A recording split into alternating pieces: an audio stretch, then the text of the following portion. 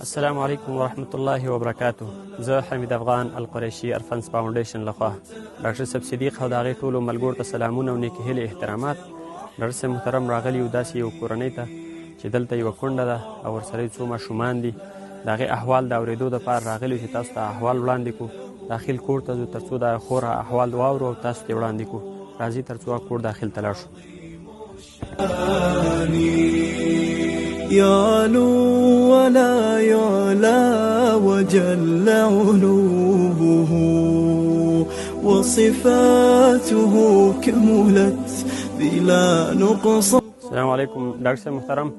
داخل کور ته راغلو او خور هم دلته ناسته ده او ورسره دغه خپل ماشومان هم دي او دلته دا د خپل یو سخر سره زندگی تیری چې کاکا تاسو ګورئ دا خپل هم غریب سپینګیری دی.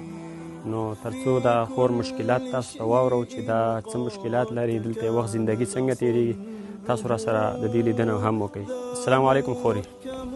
خوري که دا هم راته ووایو چې اوس تاسو دلته چې دا چا سره چې اوسیږئ د دې نه علاوه ستاسو نور وخت زندگی، ستاسو کفالت، ستاسو د بچو زندگی، که دې باره کې ټول معلومات راکئ چې ستاسو زندگی څنګه ده.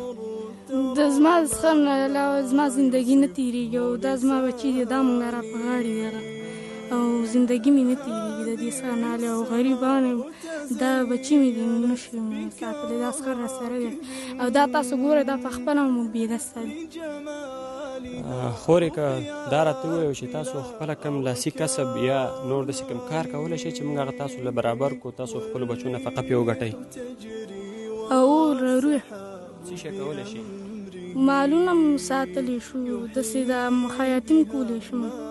خیاطي کولی شئ چې مثلا تا له یو مشین واخلو په هغې ته وکولی شئ چې دا خپل کلي زنانو جامې وګنډې او ته د خپلو بچو نفقه پرې وګټې؟ او کولی شم. ډاکټر صاحب محترم تاسو د خور خبرې واورېدې، وایي چې زه کولی شم چې زه یو خیاطۍ مشین ماته برابر شي او زه پرې دلته د خپلو بچو نفقه وکړم، شاوخوا ګاونډیانو ته جامې وګنډم او د دغې ماشومانو نفقه پرې وګټم.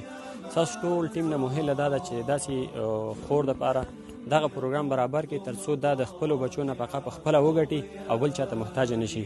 زه حمید افغان القریشي الفنس فاونډیشن لخوا ننګرهار افغانستان. السلام علیکم ورحمة الله وبرکاته.